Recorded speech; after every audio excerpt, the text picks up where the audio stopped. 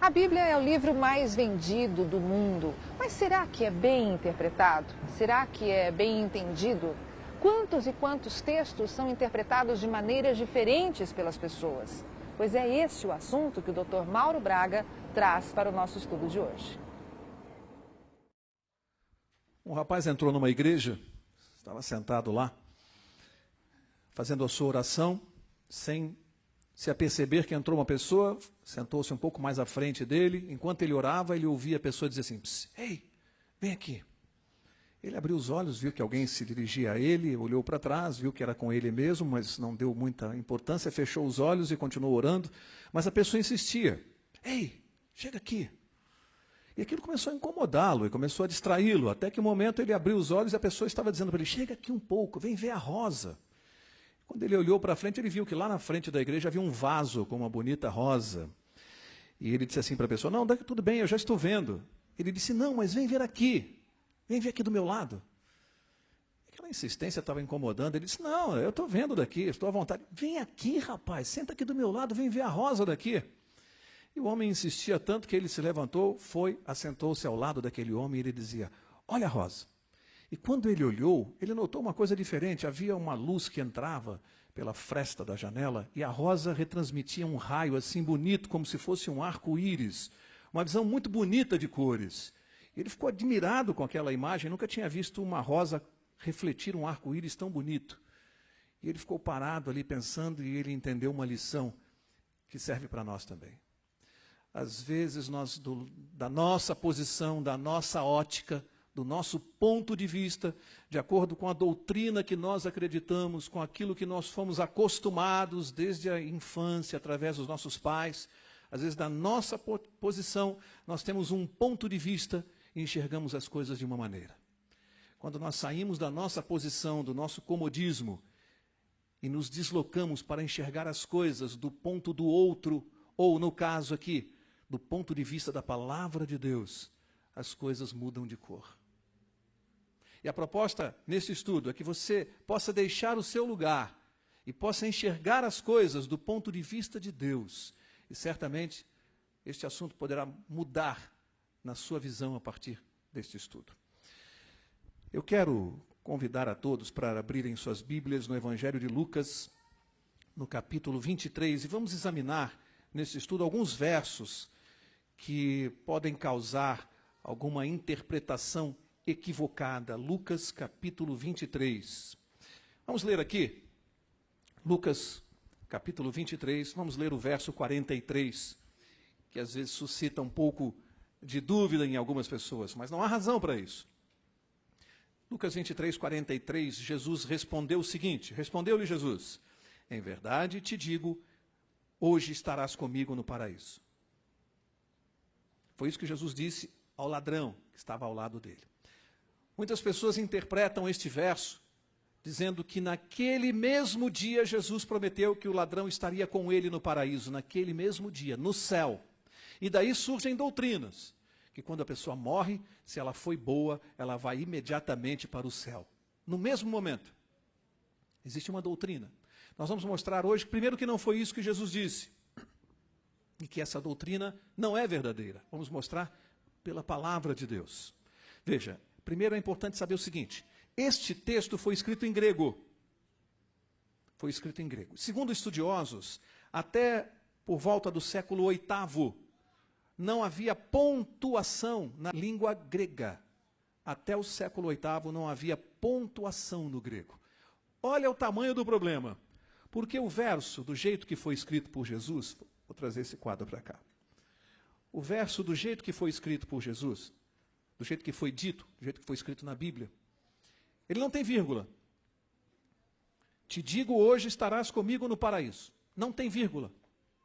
O que acontece? Algumas pessoas colocaram a vírgula para poder ler. Na verdade, te digo. Colocaram a vírgula aqui. Na verdade, te digo, hoje estarás comigo no paraíso. Muda o sentido se você colocar a vírgula aqui? Sim, na verdade te digo, hoje estarás comigo no paraíso. Porque a vírgula foi colocada depois no lugar onde algumas pessoas queriam colocar. Agora eu vou mostrar uma coisa para vocês, como advogado. O que é que eu faço com um texto sem vírgula. Eu vou mostrar para vocês como advogado. Imagine um sujeito morreu e deixou um bilhete, destinando a sua herança. Um bilhete sem pontuação. Vou mostrar para vocês como advogado o que eu faço. Imagine que a família, o texto diz o seguinte: deixo meus bens à minha irmã, não a meu sobrinho, jamais será paga a conta do alfaiate, nada aos pobres, sem pontuação. Imagine que a família da irmã me procura como advogado, me contrata porque ela quer os bens. Eu, como advogado, eu vou colocar pontuação nesse texto. Deixo meus bens à minha irmã, ponto. Nada a meu sobrinho, ponto.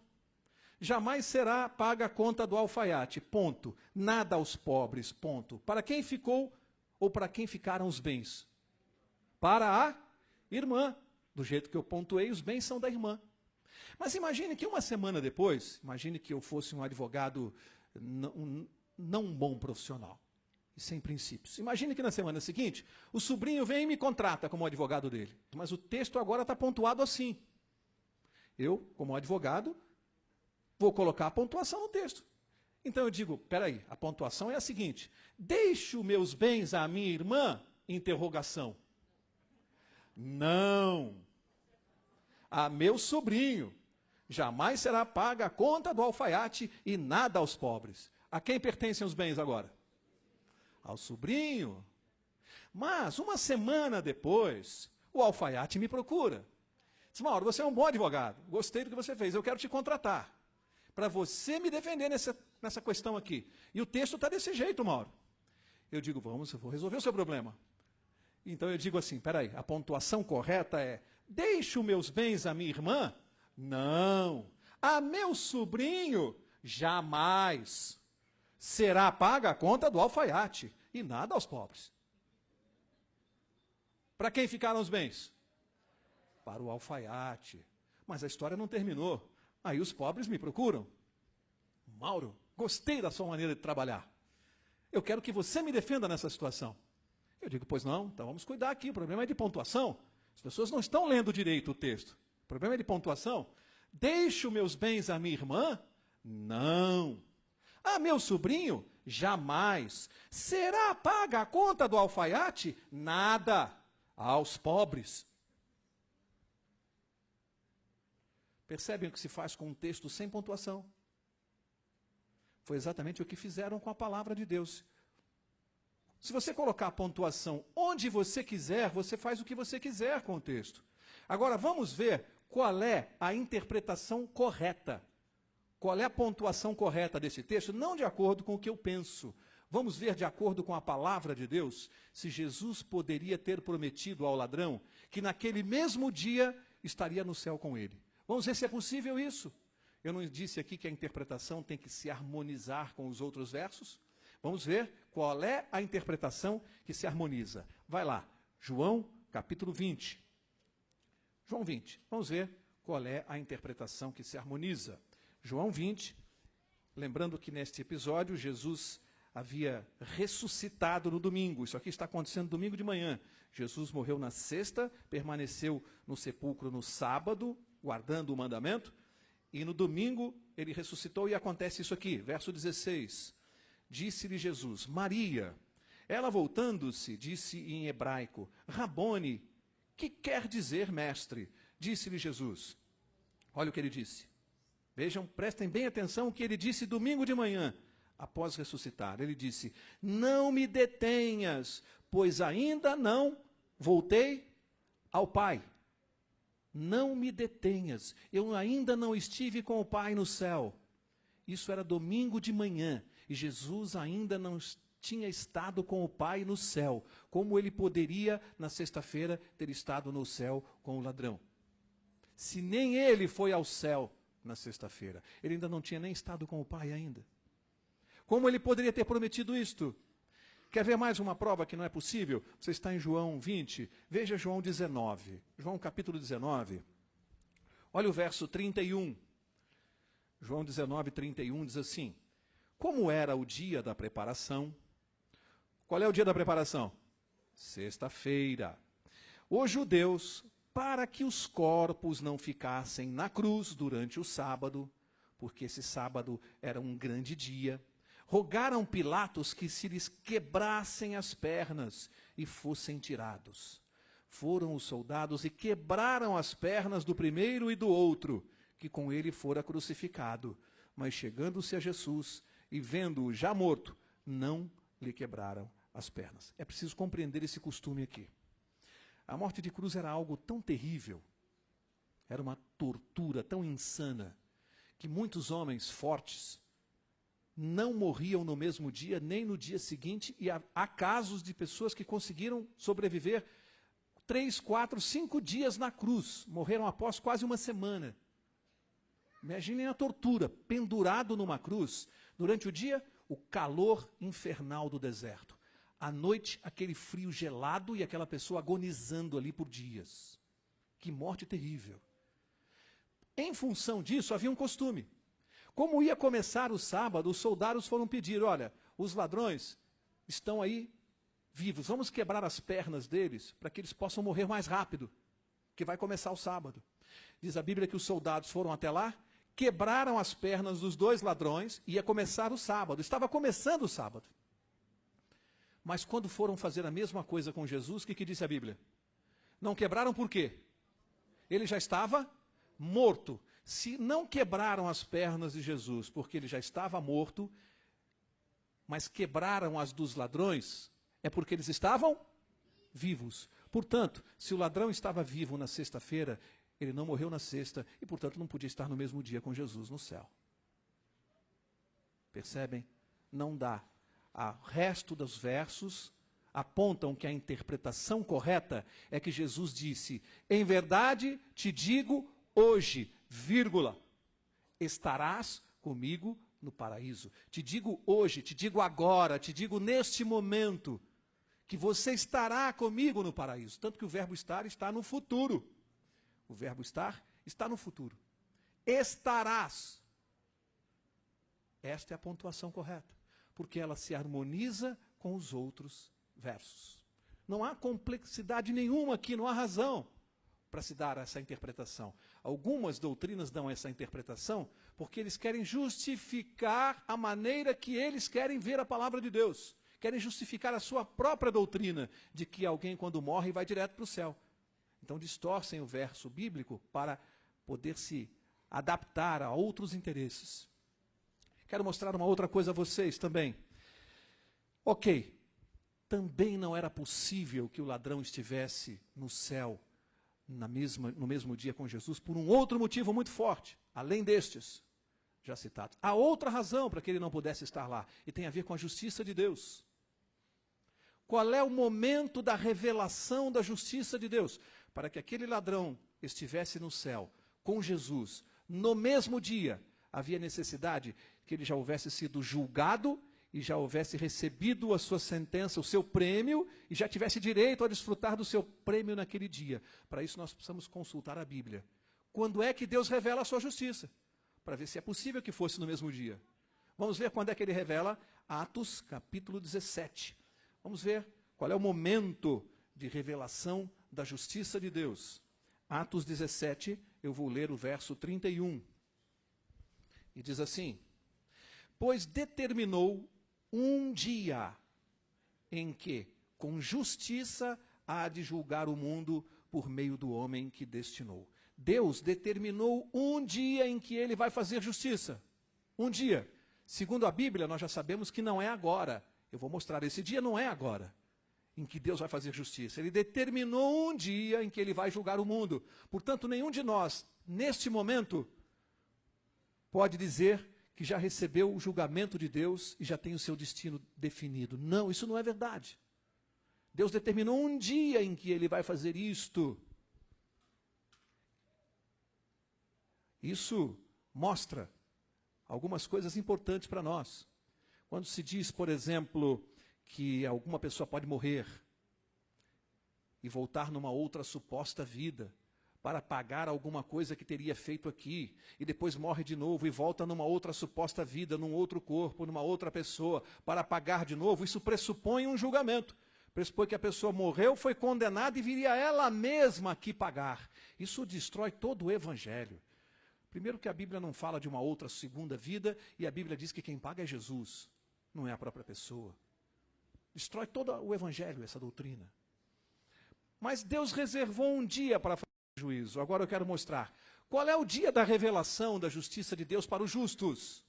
Porque há uma diferença do momento de revelação para os justos e para os ímpios. Vamos ver o momento da revelação da justiça para os justos. Abre lá, 1 Tessalonicenses, capítulo 4. E vamos ver a revelação da justiça de Deus para os justos.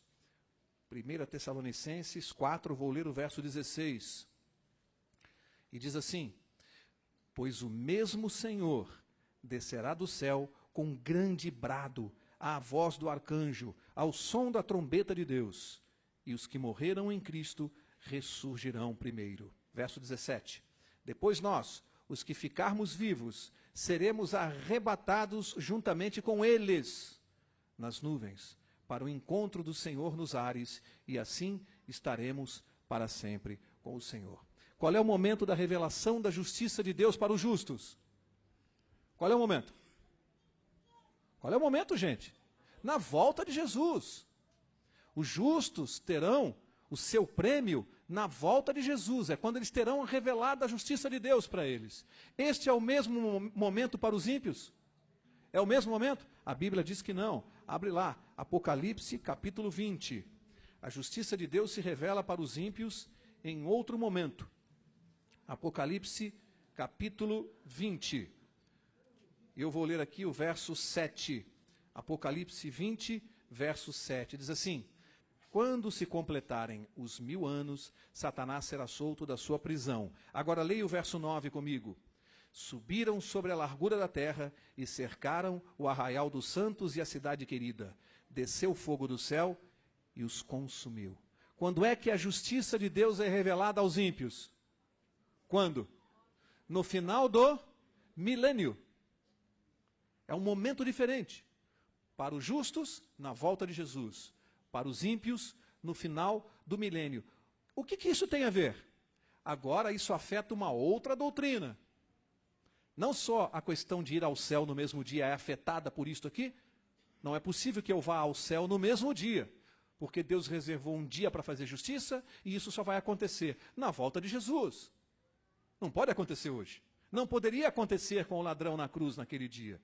Isso vai contra as Escrituras. Mas afeta uma outra doutrina espúria que existe aí fora. Quer ver que doutrina é esta? Primeiro, antes de mostrar, venha comigo a João capítulo 11. João capítulo 11, eu quero mostrar uma incoerência séria daqueles que defendem que você pode ir ao céu no dia da sua morte, se você foi bom, se você foi justo. Tem gente que diz assim: eu vou orar pela minha vozinha que nesse momento está no céu, ao lado de Jesus. João 11, verso 43, olha só o que Jesus disse para Lázaro. João 11, 43, Jesus disse assim: tendo dito isso, Jesus clamou em alta voz: Lázaro, vem para fora. Irmãos, prestem atenção comigo e vejam que incoerência, se fosse possível imaginar, de acordo com essa doutrina que existe aí fora, se fosse possível imaginar que Lázaro estava no céu. Segundo eles, morreu e foi para o céu. Lázaro era amigo de Jesus. Olha que incoerência. Ele está lá no céu, gozando das belezas do céu, e Jesus diz assim: Lázaro, vem para fora, sai do sepulcro e volta para cá. O que você responderia para Jesus se você fosse Lázaro? Jesus, eu estou no céu, eu estou bem aqui, eu não quero voltar para esse inferno de terra. Eu estou bem aqui. Imagina se fosse possível alguém estar no céu e Jesus chamar para voltar aqui. Isso prova que Lázaro não estava no céu, estava no sepulcro, lugar dos mortos até a volta de Jesus. E Jesus disse: Lázaro, vem para fora. E teve que dizer o nome dele, Lázaro. Por quê? Porque se ele disse somente vem para fora, o que aconteceria? Todos os mortos ressuscitariam sob o comando da voz de Jesus. Ele teve que dizer: não, é só você, Lázaro. Imagine se Lázaro estivesse no céu, que absurdo, que incoerência. Jesus chamá-lo de volta a esse inferno de terra. Que absurdo. Hebreus capítulo 9. Hebreus capítulo 9 tem mais um ensinamento para nós em conexão com esse assunto e com aquela doutrina que diz que já vou entrar em seguida. Hebreus 9, leiam comigo o verso 27. E diz assim: e como aos homens está ordenado morrer uma só vez. Morrer quantas vezes? Uma só vez, diz a Bíblia. O homem morre uma só vez. E depois o que acontece? Diz aqui. Vindo depois, o quê? Gente, isso aqui é fundamental na justiça de Deus. Depois da morte vem o juízo. Significa que ninguém pode ser condenado sem que haja juízo. E a morte é uma só. Portanto, eu não poderia voltar numa outra suposta vida para pagar alguma coisa numa outra suposta vida, porque a Bíblia diz que a vida é uma só. Eu morro uma vez só. E depois tem que haver um juízo. Esse juízo ainda não aconteceu, como nós vimos. Acabamos de estudar esse assunto. Portanto, como é que essa pessoa já teria voltado numa outra vida aqui, se sequer a manifestação do juízo de Deus ainda não foi feita? Como ele já poderia voltar e pagar aqui? Está antecipando o julgamento? Antecipando a execução da pena? Vai contra as Escrituras. Essas doutrinas não são bíblicas. Com todo o nosso respeito aos nossos irmãos evangélicos e aos nossos irmãos espíritas. O nosso respeito a essas pessoas. Eu sinceramente creio que grande parte delas estará no céu. Não por aquilo que pensam, mas Deus vai julgá-los pelo quanto sabem. Pelo que sabem. E de repente, dentro do que sabem, são sinceros e praticam. Nós precisamos compreender isso. Mas eu quero seguir. Em conexão com o mesmo tema, surge uma nova pergunta. Falamos aqui de céu, morte, alma, imortalidade da alma. E aí surge uma pergunta. Existe castigo eterno? Castigo eterno, um inferno onde as pessoas ficam queimando no fogo eternamente? Existe isso? Mas tem muita gente que pensa que existe. Tem muita gente tomando o verso bíblico fora do contexto para defender a doutrina do inferno. E quem faz isso na sua boa fé, porque eu creio na boa fé das pessoas, eu não acredito que alguém invente uma doutrina dessa de má fé. Eu acho que quem faz isso na sua boa fé, exceto aqueles poderes aos quais a Bíblia atribui má fé. Há poderes agindo no mundo religioso aos quais a Bíblia atribui má fé. Sem ser isto, sem ser a estes aos quais a Bíblia se refere, eu acredito na boa fé das pessoas. Quem faz isso, quem defende essa doutrina de inferno, e eu conheço muitos irmãos evangélicos que defendem, eles não se apercebem do que estão dizendo. Sabe o que estão dizendo? Eles estão entrando na conversa de Satanás, porque é Satanás é quem apresenta a Deus como seu sócio na maldade. Satanás apresenta Deus ao mundo como seu sócio na maldade. Não, Deus é meu sócio, vai fazer ficar queimando lá no inferno a eternidade. Ele é meu sócio no mal. É Satanás quem faz isso. E às vezes alguns cristãos não se apercebem disso. Há uma outra questão. Tormento eterno, castigo, tortura eterna, não é justiça. Castigo eterno, tormento eterno não é justiça. Vou provar o que digo. Se a penalidade pelo descumprimento da lei de Deus, se fosse castigo eterno, se fosse sofrimento eterno, Jesus não teria pago a pena na cruz.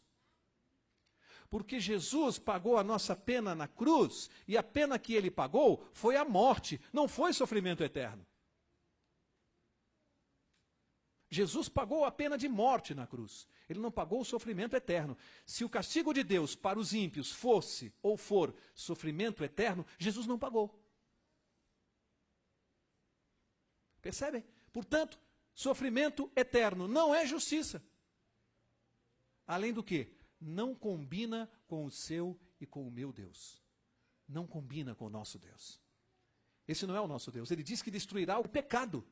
Deus promete destruir o pecado, e essa destruição é imediata, é uma vez só, e ponto final. Então nós vamos ver, vamos responder essa pergunta. Existe castigo eterno? Vamos deixar a Bíblia responder. Primeiro, rapidinho, Ezequiel, capítulo 18. Vamos ver o que o profeta Ezequiel nos fala a respeito da alma, já que esse assunto tem ligação direta com a questão da alma. Vamos ver Ezequiel 18, verso 4. Vamos ver se a alma morre. Ezequiel 18:4 diz assim: pois todas as almas são minhas, como a alma do Pai, também a alma do Filho é minha. A alma que pecar, essa morrerá. A alma morre? A alma morre porque a alma, segundo a Bíblia, é uma pessoa. A alma não é uma entidade fora do corpo, que tem existência própria fora do corpo. Isso é uma doutrina pagã. A alma não é algo que possa existir independente do corpo. A alma é pessoa. E a Bíblia diz que a alma, sendo uma pessoa, ela morre. Quando alguém diz assim, não, a pessoa morreu, mas a alma não morre, a alma é eterna, a alma é imortal. De acordo com a palavra de Deus, não é não. A alma morre. Aliás, Jesus confirmou isso. Será que Jesus confirmou? Vamos ver se ele confirmou? Abre lá, Mateus capítulo 10. Vamos ver o que o próprio Jesus disse a respeito disso. Mateus 10. Leiam comigo o verso 28. Olha o que Jesus disse. Ele disse, não temais os que matam o corpo e não podem matar a alma. Temei antes aquele que pode fazer perecer no inferno tanto a alma como o corpo. Deus pode fazer perecer a alma? Jesus disse que sim ou não? Ele acabou de dizer, pode fazer perecer. A palavra inferno aqui, isso é uma questão de tradução. Inferno não tem um conceito de fogo eterno. Em nenhum momento a Bíblia diz que esse fogo é eterno em termos de duração. Inferno aqui quer dizer morte eterna e alma quer dizer pessoa, de acordo com o conceito bíblico. Portanto, a alma, segundo Jesus, morre porque ela pode perecer. Jesus confirmou que a alma morre sim. Vamos entender então essa questão de castigo eterno e de inferno. Vamos ver como é que a Bíblia explica isso. E, gente, é tão simples, a explicação é tão simples, que não comporta essa questão. Vejam comigo, você está em Mateus 10, vai comigo até Mateus 25. Evangelho de Mateus, capítulo 25. Olha o verso 46. Vamos ver o que Jesus disse. E muitos se apegam a este verso. Muitos se apegam a este verso. Jesus diz, Mateus 25, verso 46, diz assim, e irão estes para o castigo eterno, mas os justos para a vida eterna. Pronto. Alguns pegam esse verso e dizem assim, está vendo, Mauro? Jesus falou que é castigo eterno. Portanto, existe inferno sim, e o castigo é eterno. Mas vamos ver o que a própria Bíblia diz a respeito de castigo eterno. O que vem a ser castigo eterno. Vamos entender o que é castigo eterno, de acordo com a palavra de Deus. Então, primeiro, abra em 1 Tessalonicenses, capítulo 1. Vocês percebem que eu nunca explico o verso. Eu deixo a Bíblia explicá-lo. 1 Tessalonicenses, capítulo 1. Primeira não, desculpe, segunda. 2 Tessalonicenses, capítulo 1. Olha a explicação bíblica. Preste atenção, verso 9. Prestem atenção. Eles, por castigo, padecerão eterna perdição, banidos da face do Senhor e da glória do seu poder. Padecerão eterna perdição, banidos da face de Deus. O que é castigo eterno? O que é isso? Estar longe dos olhos de Deus para o resto da eternidade, perdidos. Desapareceram, não existem mais, não estão mais diante da glória de Deus. A perdição é que é eterna, não a duração do castigo. Vamos confirmar? Tem mais verso. Vamos confirmar se é exatamente o que eu estou dizendo. Volta lá para Malaquias, capítulo 4. Malaquias, último livro do Velho Testamento. Malaquias, capítulo 4, e vamos confirmar se confere isto. Malaquias 4, vou ler o verso 3. Malaquias 4, 3 diz assim, pisareis os ímpios, porque se farão, o que diz aí? Cinza debaixo das plantas de vossos pés, naquele dia que prepararei. Que dia é esse? Que dia é esse aqui? Que os ímpios se tornarão cinza embaixo da planta dos nossos pés. Que dia é esse? No final do milênio. A Bíblia diz que os ímpios serão cinza. Estão queimando num fogo eterno? Estão queimando num fogo eterno? A Bíblia diz que eles se farão cinza. Quanto tempo vão queimar? O tempo suficiente para virar cinza. Alguns minutos. É o tempo que vão queimar. A Bíblia diz que serão cinza debaixo dos nossos pés. A Bíblia diz, não eu. Portanto, o castigo eterno não tem a ver com a duração do castigo, mas com os seus efeitos. Os efeitos serão eternos, porque jamais voltarão a existir, jamais voltarão a ver a face de Deus. Os efeitos serão eternos do castigo, não a duração, porque a Bíblia diz que eles serão cinza. Jesus não pagou na cruz sofrimento eterno. Eles serão cinza. Não existe um inferno em que as pessoas fiquem queimando. Vou mostrar mais um exemplo. Judas, verso 7. Judas, livro de Judas, verso 7, diz assim: assim também Sodoma e Gomorra e as cidades circunvizinhas, que havendo se prostituído como aqueles e ido após outra carne, foram postas como exemplo, sofrendo a pena do fogo. O que diz aí? Pena do fogo eterno. E tem gente que pega esse verso e diz assim, está vendo, Mauro? Fogo eterno. Essas cidades sofreram a pena do fogo eterno. Eu pergunto, Sodoma e Gomorra ainda estão queimando até hoje? Estão vendo lá as labaredas do fogo? Estão queimando? O que é eterno aqui? O que são eternas? As consequências. Essas cidades nunca mais voltaram a existir. Não a duração. Elas queimaram, acabou. O fogo é eterno pelas suas consequências. Porque a destruição, ela foi eterna. A destruição foi eterna. Não a duração. E tem gente que acha que isso aqui está falando de duração. Só que não pode ser. E não pode, porque a própria Bíblia, vai ali, volta a um livro, 2 Pedro. 2 Pedro, capítulo 2. Olha o que a própria Bíblia diz. 2 Pedro 2, olha o que está aqui no verso 6. Diz assim: se condenou à destruição as cidades de Sodoma e Gomorra, reduzindo-as a... O que diz a sua Bíblia?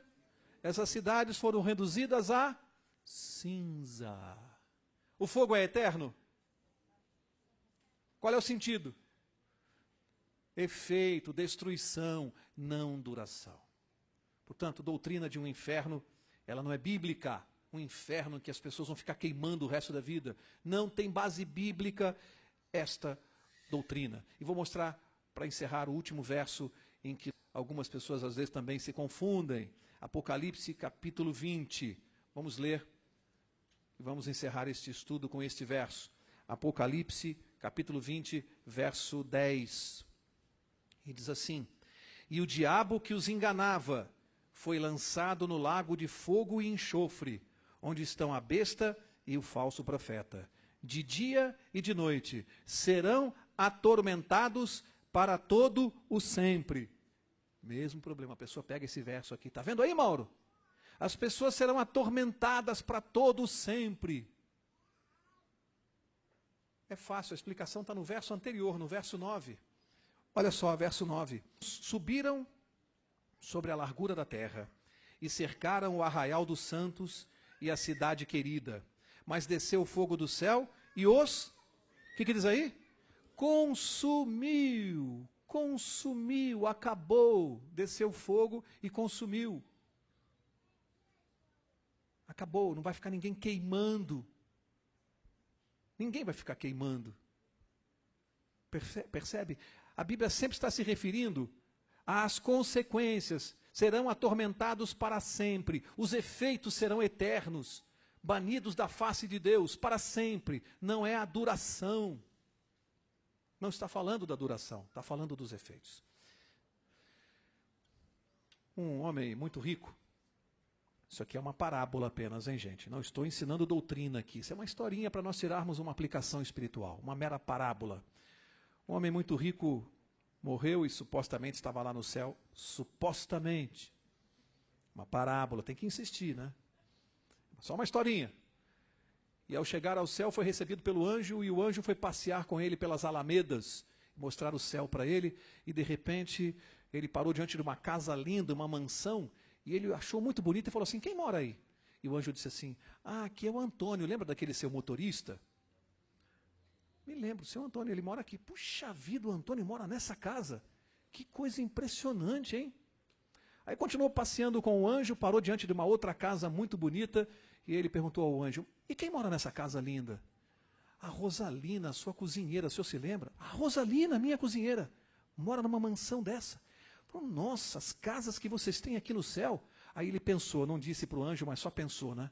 Se os meus empregados moram nessas casas, eu vou ficar imaginando o que vai ser a minha casa aqui no céu. E continuou andando, de repente pararam diante de um barraco. E quando pararam diante do barraco, o anjo olhou para ele e disse assim, chegamos à sua residência. Ele disse, minha casa? Esse barraco aqui no céu? Não, tem alguma coisa errada. Como é que os meus empregados moram naquelas mansões? E eu nesse barraco? Vocês têm condições de construir coisas muito melhores para mim aqui. E o anjo disse assim, nós realmente construímos todas as casas aqui no céu. Mas o material que nós usamos, vocês é que enviam lá da terra. E foi isso aqui que o Senhor enviou.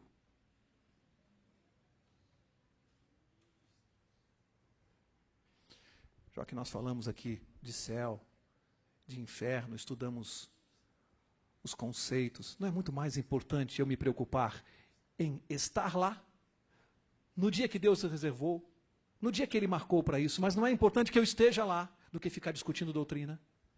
Eu tenho que me preocupar comigo, porque o mais importante disso é eu estar no céu. Mas prestem atenção, essa história precisa ser bem compreendida. Não são as coisas que eu faço aqui e mando para lá que vão me dar direito ao céu.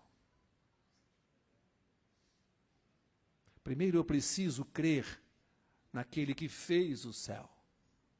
É isso que me dá direito. Crer nele como meu Salvador. Depois que eu creio nele, aí o material que eu mando para lá começa a ter importância. As obras vêm depois. Primeiro é a fé. Que todos nós possamos, ao sairmos esta manhã deste lugar, que eu possa voltar para minha casa, entendendo sim a doutrina correta, ela é importante, mas que eu possa entender uma coisa muito mais importante, que é o recado. Que eu possa preparar a minha vida para estar lá no céu, com Jesus. Esse é o recado mais importante. Que Deus te abençoe e que nós, ao sairmos aqui, o Espírito Santo possa nos auxiliar para estarmos preparados, porque Jesus está voltando. Que Deus te abençoe. Se você tiver alguma dúvida sobre esse assunto, quiser mais esclarecimentos, entre em contato através do e-mail que aparece no seu vídeo. Até a próxima!